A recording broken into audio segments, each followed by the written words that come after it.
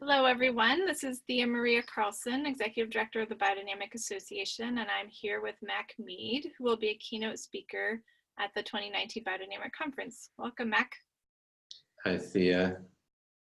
Thank Good you. to see you. Yeah.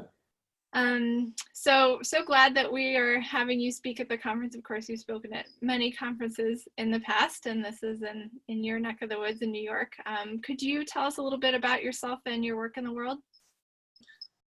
Sure. Yeah. Right now, I'm the program director of the Pfeiffer Center, which has been going for 22 years. It was started by Gunther Hauck, who's a fellow keynote speaker, and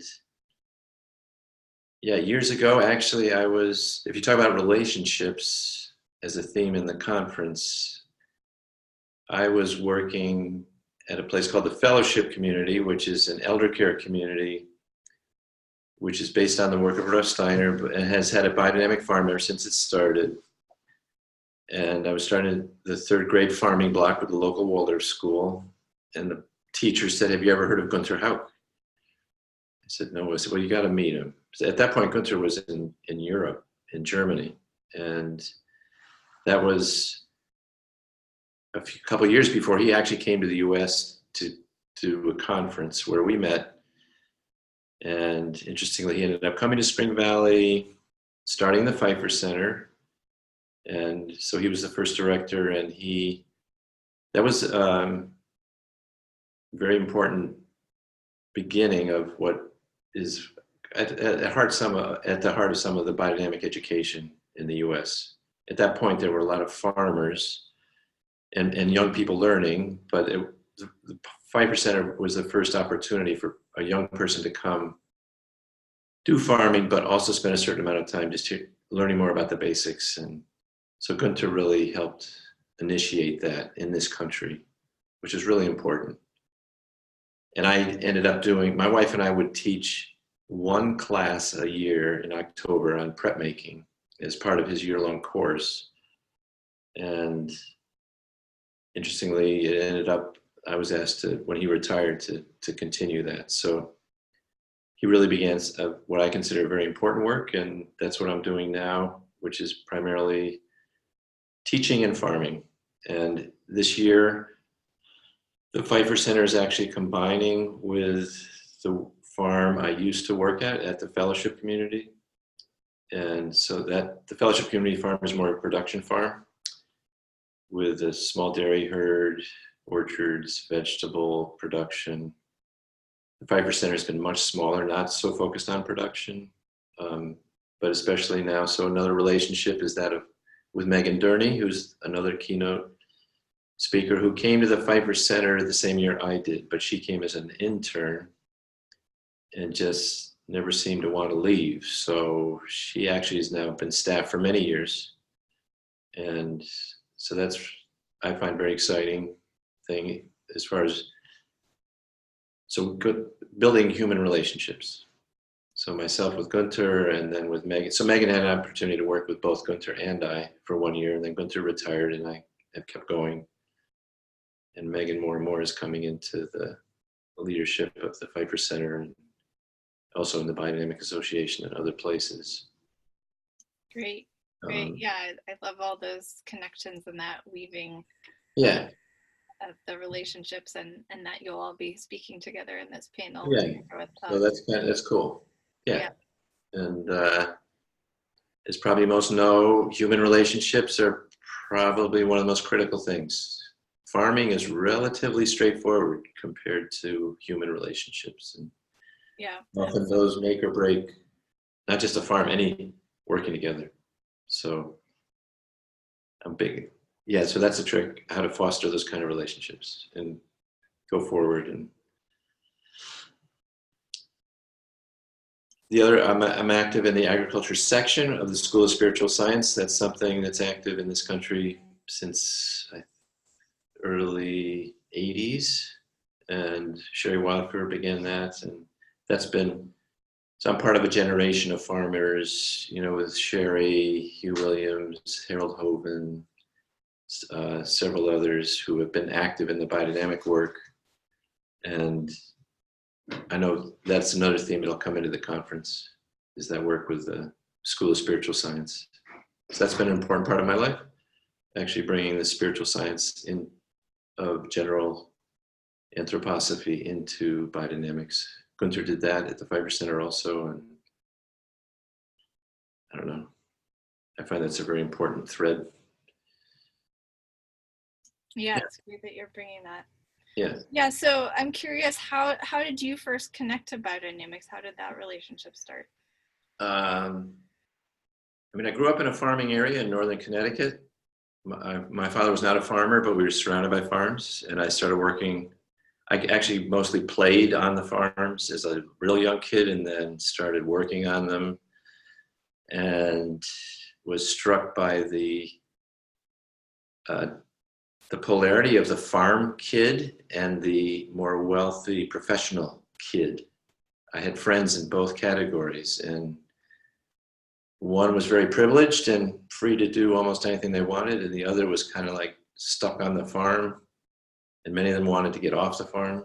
And I, as a teenager, had in mind to just somehow bring those two together, bring education and culture in with farming so that it could be enlivened and heightened and not just a drudge.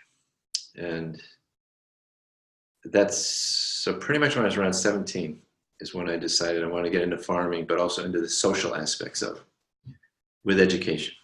And went to college.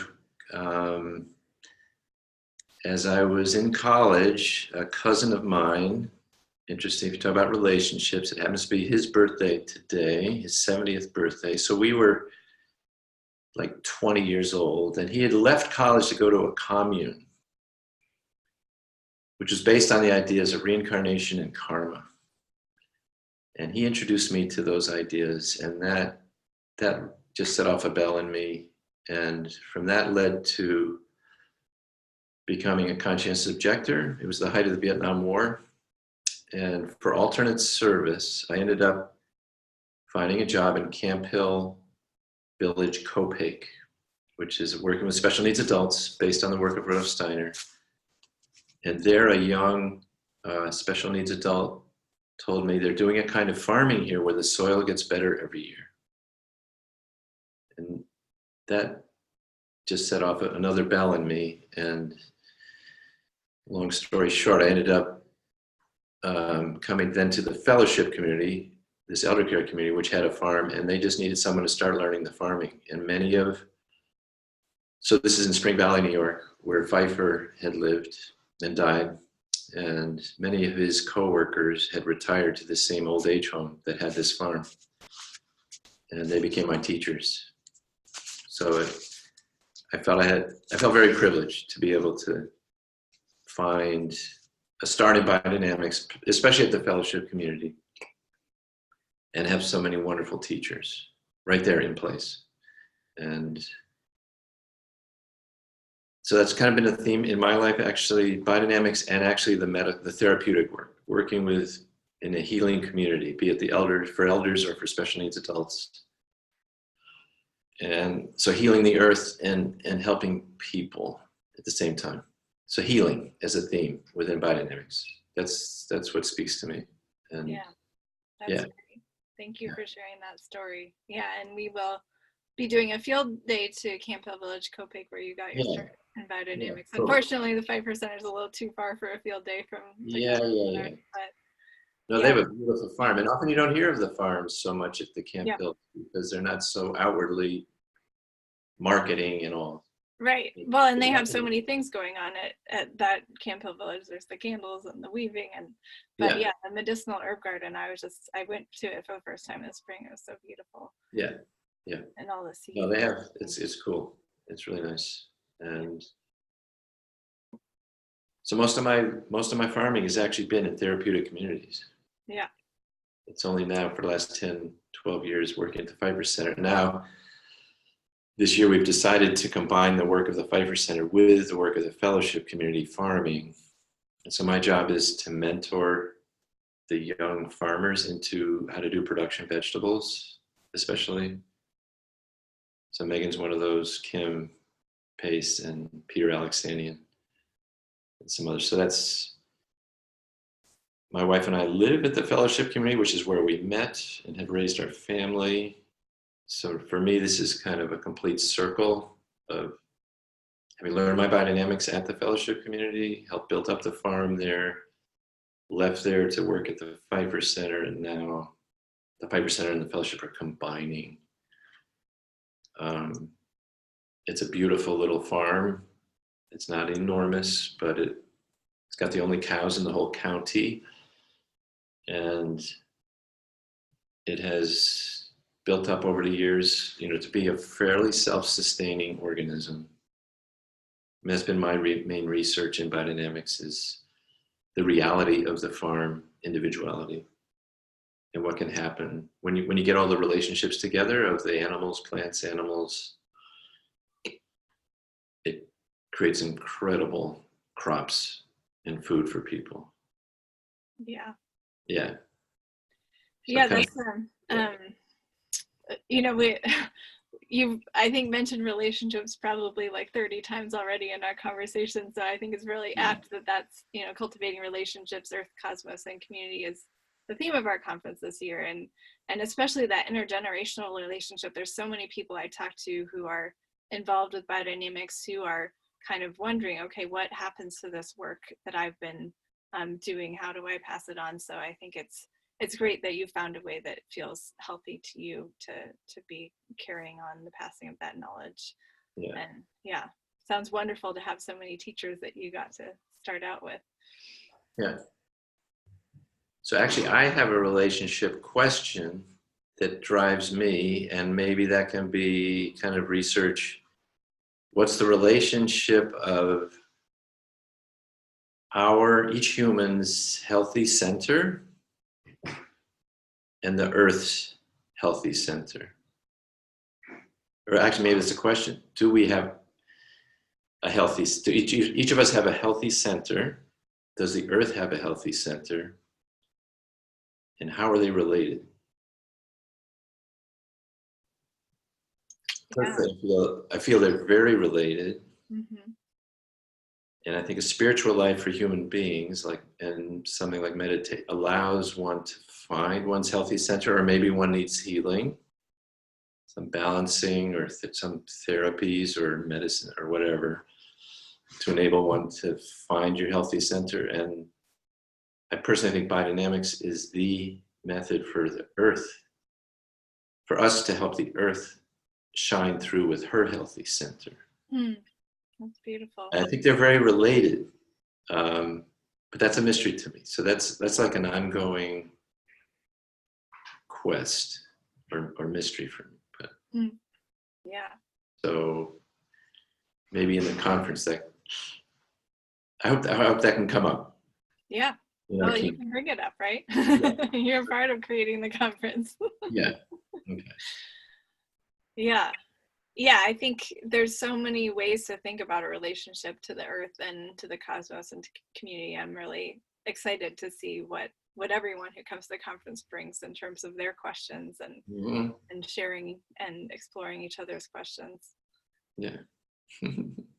Great. Well, is there anything else that you'd like to share with folks who are thinking about coming to the conference? No, well, I'm actually involved with a couple other workshops, which I find kind of exciting. Megan and I are doing one with Sienna Vasolas, who's a eurythmist. And this is a first for all of us, the connection of biodynamics and eurythmy, or movement. I actually studied art a lot in college, and I feel art is a very important thing in general for everybody. But eurythmy is a movement art, and in Spring Valley here where we live, we have the Eurythmy School, and a woman named Dorothea Meir, was the director of the Eurythmy School, but her father was Mr. Biodynamics in England. She grew up in a community that was based on biodynamics and the arts. And our farm team does eurythmy with her once a week for half an hour. And a lot of the unusual ideas in biodynamics and spiritual science, she brings into movement in that art in a way where you can, like, it becomes part of you through doing the eurythmy. A lot of these things, the breathing of the earth, the polarities of the preparations and the inner-outer plan, all these unusual ideas, she, in an indirect way, with the tones, with the music, with the movement. So we just, Sienna, Meg and I just met today. We've been meeting once a week for a while, trying to put this together. So this is new for us, but I find it very exciting. Yeah, that's great. I think we've had eurythmy at all the conferences I've been part of organizing, but it's kind of like eurythmy and then the workshops, and it's neat that you're bringing it together. Yeah, so we're going to try. And they're going to do a workshop on introduction to biodynamics, which I like doing very much. I'm hoping it can be appropriate to who's there, and which is always the trick to tune in. It's always different every year on where people are at. So anyway, I look forward to the conference, and I hope it goes well and see everyone there. Yeah, I'm really looking forward to it too, and I'm so glad you're bringing what you're bringing. And yeah, I've already had and shared conversations with Megan and Gunter as well, and hopefully we'll get to talk to Alex before the conference too. But I think it's great. You know, last year we had all these keynote panels with people who didn't necessarily know each other or know each other well before the conference, and this year we have this group of people who you all have these deep relationships to each other. So I think that'll be wonderful to have you all in conversation. So thanks so much. Okay, look forward. Yeah, and if anyone wants to learn more about the conference, you can visit biodynamics.com/conference, and all the information is there. So thanks a lot, Mac. Okay, bye-bye. Bye.